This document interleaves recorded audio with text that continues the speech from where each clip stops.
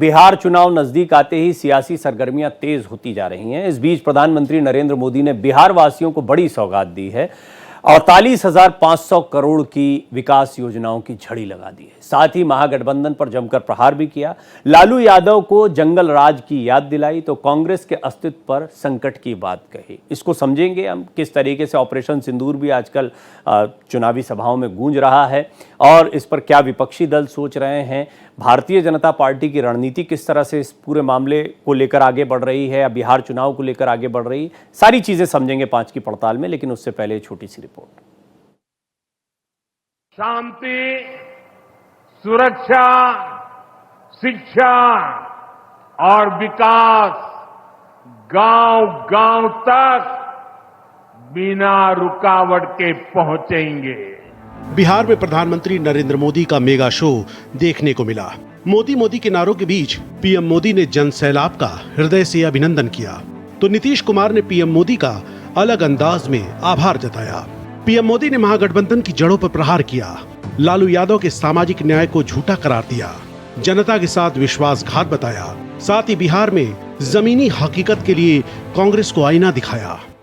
जिन लोगों ने बिहार को सबसे ज्यादा ठगा, जिनके दौर में बिहार के गरीब और वंचित तबके को बिहार छोड़कर जाना पड़ा, आज वही लोग सत्ता पाने के लिए सामाजिक न्याय का झूठ बोल रहे हैं। दलित और पिछड़ा वर्ग के ही सबसे ज्यादा लोग झुग्गी झोपड़ी में जीवन गुजारा करते थे, उनके पास पक्का घर तक नहीं था, वे बेघर थे। करोड़ों लोगों के सर पर छत तक नहीं थी। मैं आपसे पूछता हूं, बिहार के लोगों की ये दुर्दशा, ये पीड़ा, ये तकलीफ, क्या ये कांग्रेस और आरजेडी का, क्या यही सामाजिक न्याय था? पीएम मोदी यही नहीं रुके। इसके बाद उन्होंने लालू को रेलवे के बदले जमीन घोटाले पर घेरा, जंगल राज की धज्जियां उड़ा दी तो नीतीश कुमार ने जाति जनगणना को मास्टर स्ट्रोक बता दिया। उन्होंने रेलवे में भर्ती के नाम पर आपकी जमीन लूटने का काम किया, गरीबों की जमीन लिखवा ली। सामाजिक न्याय की उनकी यही तरीके थे। खुशी की बात है कि हाल ही में तो केंद्र सरकार ने जाति आधारित जनगणना कराने का भी निर्णय लिया। इसके लिए मैं नमन करता हूं, अभिनंदन करता हूं। ये बहुत बड़ी बात हो गई है। हम महागठबंधन के सभी दलों ने उनके समक्ष कुछ प्रस्ताव रखे थे, प्रश्न भी नहीं कहूंगा, कि विशेष राज्य का दर्जा क्यों नहीं। ऑपरेशन सिंदूर के बाद बीजेपी के हौसले बुलंद हैं। देश के ज्यादातर राजनीतिक मुद्दे या तो गौड़ है या सेना के पराक्रम पर केंद्रित हैं। इसके अलावा जाति जनगणना के दाव से भी विरोधियों की सिट्टी पिट्टी गुम है तो पीएम मोदी बिहार में नया इतिहास रचने को तैयार हैं। Bureau report, Bharat express. देखिए, इसमें कोई दो राय नहीं है कि भारतीय जनता पार्टी का जो चुनाव प्रचार होता है बड़ा अग्रेसिव होता है और हमने हरियाणा और महाराष्ट्र के चुनाव को देखा है, वहाँ बीजेपी की रणनीति को देखा। रणनीति नतीजों में कारगर भी दिखाई देती है। बिहार एक ऐसा पुराना किला है भारतीय जनता पार्टी के लिहाज से, और इसको दोनों पार्टियों के लिहाज से समझते हैं, जनता दल यूनाइटेड और भारतीय जनता पार्टी। अनामिका पासवान मेरे साथ प्रवक्ता बीजेपी जुड़ रही हैं और साथ ही साथ प्रभात रंजन जी जो कि वरिष्ठ नेता हैं जनता दल यूनाइटेड के, वो भी मेरे साथ जुड़ रहे हैं। प्रभात जी आपका स्वागत है, अनामिका जी आपका स्वागत है। अनामिका जी हमारे साथ अभी कांग्रेस के प्रवक्ता भी जुड़ेंगे, लेकिन उससे पहले मैं तो समय बचाने के लिए बेसिक सवाल जो कांग्रेस की तरफ से आते हैं वो पहले आपके सामने रख देता हूं। कई सौगातें दी जा रही हैं इमीडिएट चुनाव के मौसम में, चुनाव के पहले ये सौगातें रखी जा रही हैं।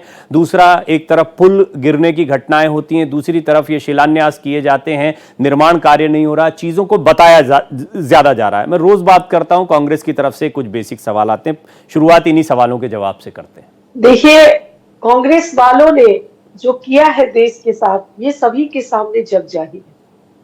भारतीय जनता पार्टी और एनडीए की सरकार अभी केंद्र में है और आपने देखा कि जिस तरह से पराक्रम और शौर्य का प्रदर्शन हमारे भारतीय सेना ने किया है, वही सेना कांग्रेस के काल में ये कहती थी कि हमें रोका जाता है, हमें आतंकवादियों को मारने से भी रोका जाता है, हम अपनी मर्जी से गोली भी नहीं चला सकते हैं, हथियार नहीं उन पर उठा सकते हैं।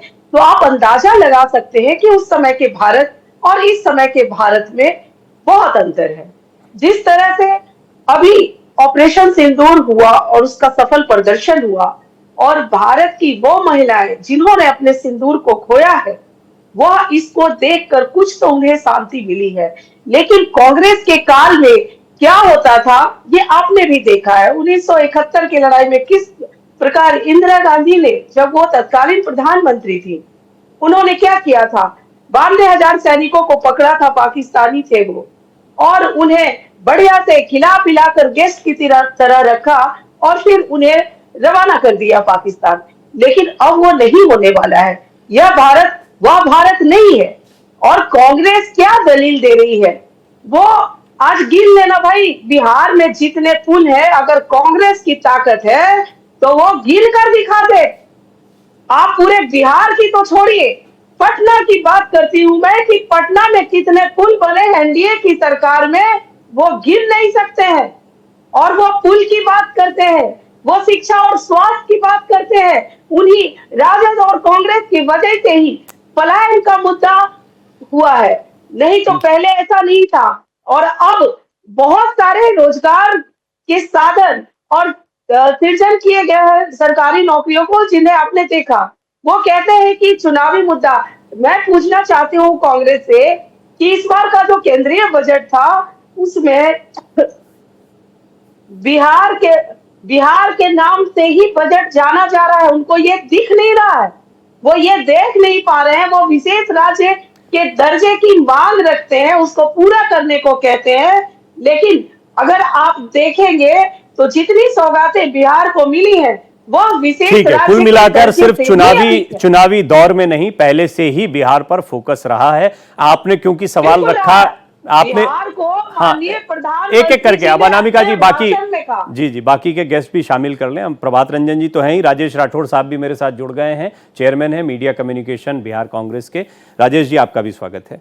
तो राजेश जी, सवाल सीधा आपसे, अब इसमें बीच में मैं क्या पढ़ूं। देखिए, पहले तो केंद्रीय बजट जो है वो इस वजह से जाना जा रहा है कि बिहार का बड़ा ध्यान रखा गया, अभी सौगातें दी गई हैं। ऑपरेशन सिंदूर के बाद प्रधानमंत्री मोदी की लोकप्रियता को लेकर जो सर्वे हो रहे हैं वो बता रहे हैं कि भाई लोगों का भरोसा और बढ़ा है। अब खैर आप तो उस पर नहीं बोलेंगे, आरजेडी के घर में जो कुछ चल रहा है, लेकिन आपके जो सहयोगी दल हैं वो अपनी नई मुसीबतों में पड़े हुए हैं। कुल मिलाकर बीजेपी का प्रचार बड़ा अग्रेसिव दिखाई दे रहा है और आपका थोड़ा ठंडा, ऐसा लगता है देखने में, पर फिर भी इसको थोड़ा समझाएं। आपके बात को ही मैं समर्थन करता हूं कि बीजेपी के प्रचार अग्रसर है। अब बीजेपी के प्रचार अग्रसर हो भी क्यों ना, जब देश मातम मना रहा होता है, जब देश की 26 बेटियां पहलगांव घटना के कारण अपनी सिंदूर धो रही होती हैं, विदेश से नरेंद्र मोदी जी स्वदेश वापस आते हैं, तो जब वह बेटी सिंदूर धो रही होती हैं, चीते जल रहे होते हैं, आतंकवादियों के गोलियों के शिकार हुए हमारे शहीदों का, तब भी प्रधानमंत्री जी सब दलीय बैठक छोड़ के बिहार के मधुबनी में चुनावी सभा करते हैं और मुख्यमंत्री से हंसी ठिठोला करते हैं। सौभाग्य बात है कि प्रचार उनका आगे होगा। उसके बाद भी सब दलीय बैठक होती है, उसमें भी प्रधानमंत्री नहीं जाते हैं। आखिर सब दलीय बैठक बुलाते क्यों हैं? हम उस पर नहीं जाते हैं। भारत मेरा मजबूत था, मजबूत है, मजबूत रहेगा। सरकार पे सवाल हम कभी कर सकते हैं, सेना के शौर्य पे मेरा कोई सवाल नहीं है, क्योंकि मेरा सेना तब जब देश के आजादी के मात्र 2 दशक बीते थे, तब तो पाकिस्तान के 2 टुकड़े किए और अमेरिका के चना चबा दिया, छक्के छुड़ा दिए। उस समय भी अमेरिका के राष्ट्रपति से लौह महिला। इंदिरा गांधी बात करना तक पसंद नहीं की। आश्चर्य तब होता है कि यहाँ चीते भी ठंडे नहीं हुए थे। मैं आपकी सारी भावनाओं की कद्र करता हूं और मैं आपकी सारी भावनाओं की कद्र करता हूं राजेश जी। हालांकि अभी बिहार चुनाव चल रहा है, हम जानते हैं चुनाव जो है वो ये भावनात्मक बातें तो ठीक हैं आपकी, और जो भी आप तार्किक रूप से रख रहे हैं, जमीन पर जो इंप्रेशन ये जा रहा है, या बीजेपी की तरफ से भी रखा जा रहा है और थोड़ा असर भी कर रहा है कि राहुल गांधी के बयान पाकिस्तानी मीडिया चला रहा है। आप ऑपरेशन सिंदूर का भी सम्मान करते दिखाई दे रहे हैं, लेकिन हर बात ऐसी जाती है जैसे कि वो ऑपरेशन सिंदूर पर सवाल खड़े कर रहे हो, चाहे खड़गे साहब का बयान हो, चाहे राहुल गांधी जो है नुकसान की बातें पूछते। तो ये चीजें भी तो ध्यान रखनी होंगी कि अभी आपका स्टैंड जो है बात करते हुए, और एग्जैक्टली क्या इंप्रेशन बिहार की जनता पर जा रहा है। मैं वहीं जा रहा था प्रवीण जी, बीच में ही आपने फिर सवाल किया कि जब ऑपरेशन सिंदूर चल रहा था तो भारत के लोग गौरवान्वित हो रहे थे और लग रहा था कि वो जो 4 दरिंदों ने जो हमारे भारतीयों की जान ली, उसको खोज के मार डाला जाएगा, पकड़ लिया जाएगा, सूली पे टांग दिया जाएगा। लेकिन इसी बीच आश्चर्य होता है कि अमेरिका के राष्ट्रपति ट्वीट करता है और कहता है सीज फायर, और यह कहता है दोबारा कि हम ट्रेड की धमकी देकर सीज फायर कराए हैं। कोई बात नहीं है, हम अमेरिका के राष्ट्रपति पे भरोसा नहीं करते, जैसे प्रधानमंत्री कहते हैं हम अपने प्रधानमंत्री पे तो भरोसा कर सकते हैं। प्रधानमंत्री जी राष्ट्र के नाम संबोधन करते हैं, उससे पहले भी ट्रंप फिर कहते हैं कि मैं ट्रेड की धमकी देकर सीज फायर कराया। क्या दिक्कत थी? अमूमन लंबे चौड़े भाषण देने वाले प्रधानमंत्री कह तो दिया आप ट्रंप की बात पे भरोसा। अरे ट्रंप की बात पर तो राजेश जी सुनिए तो सही।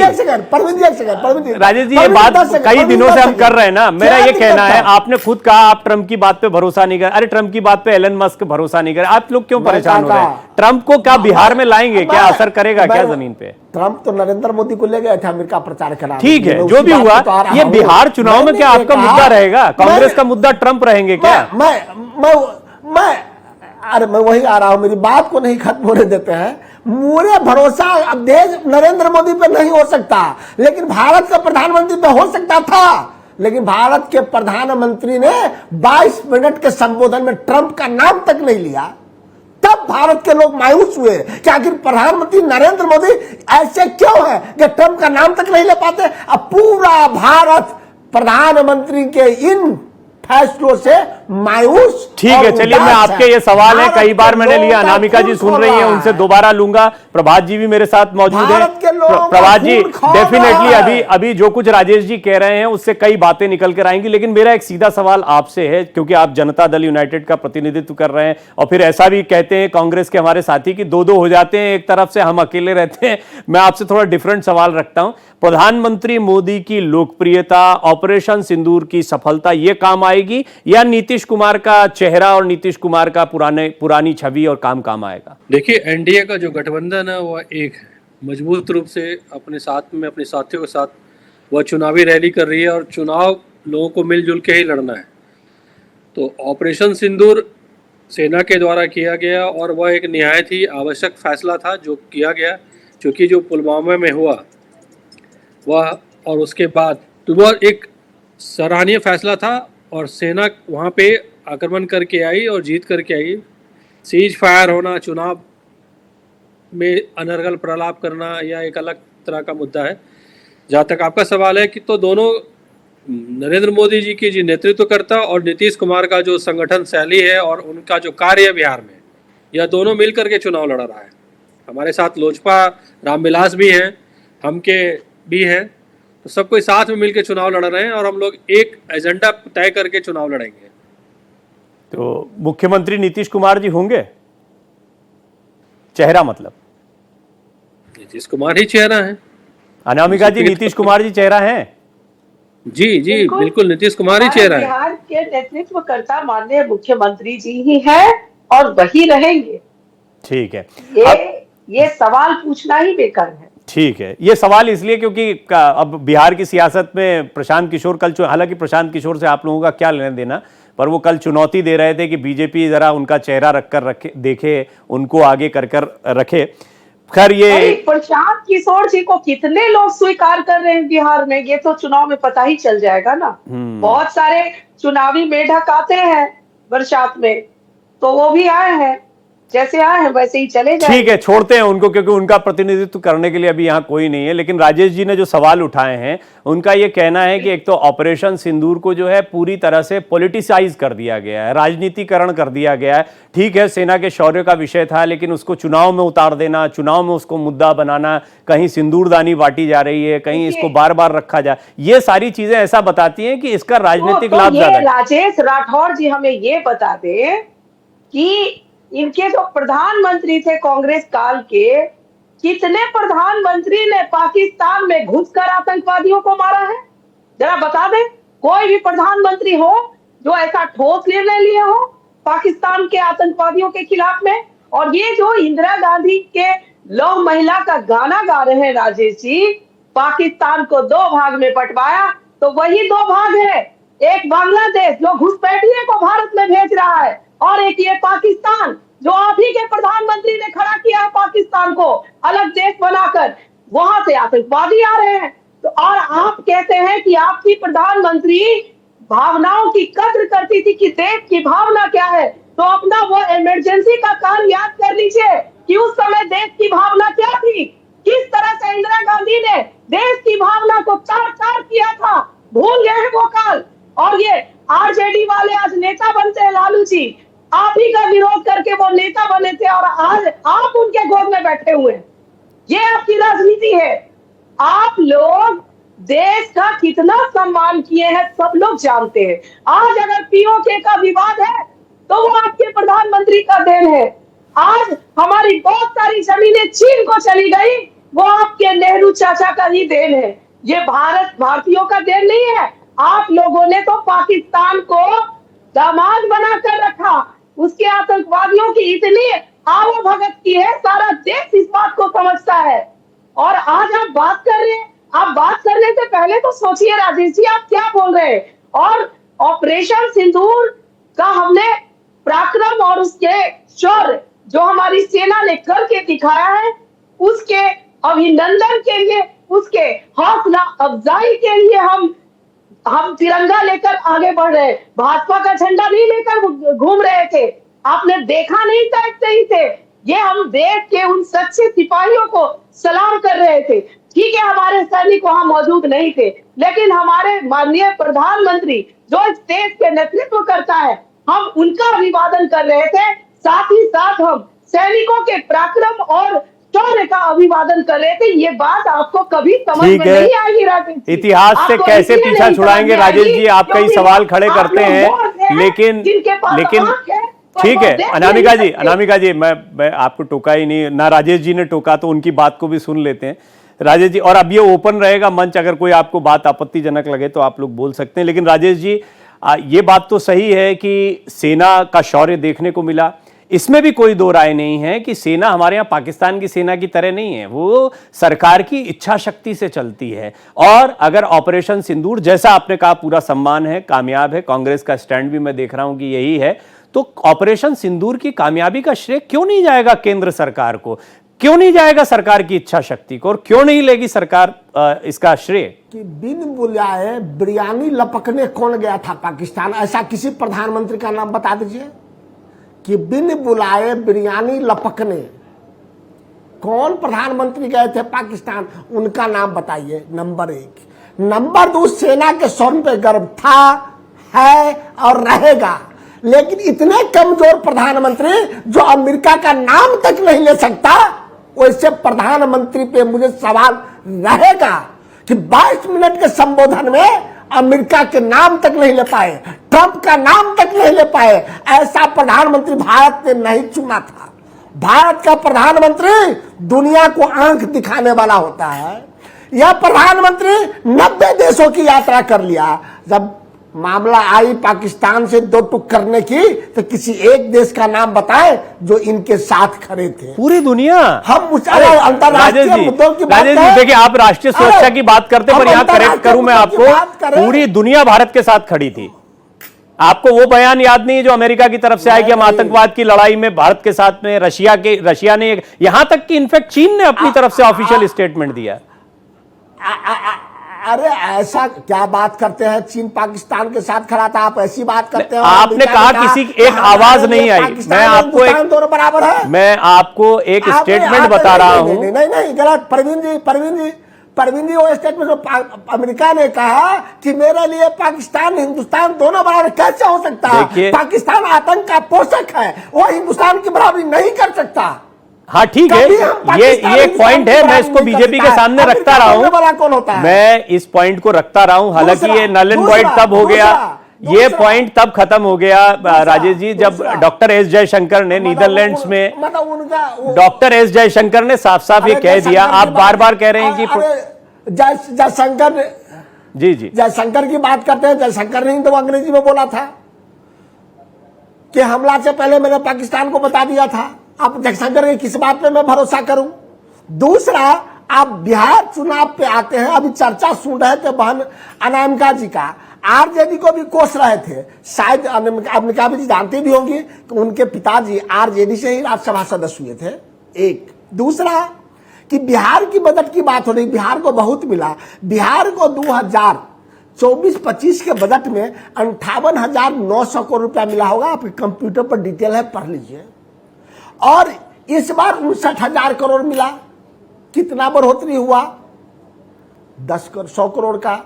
अब उसमें क्या हुआ कि 11 लंबित रेल परियोजनाएं थी, उसमें से भी इसमें पैसा दे दिया गया 100 करोड़ रुपया, यानी कि पिछले बजट से कम दिया गया। हाँ, बार बार बिहार की मखाना की चर्चा की गई, अच्छी बात है, हम तो चाहते हैं मखाना बोर्ड के साथ केला बनाना बोर्ड भी बने, बिहार में एक पर एक चीज है उसकी बढ़ोतरी हो। और प्रधानमंत्री जी बिहार आए, सुपर फ्लॉप रोड शो करके चले गए, लंबे लंबे भाषण देके चले गए, लेकिन मैं छोटा बहुत महत्वपूर्ण मैं बात कहने जा रहा हूं प्रवीण जी।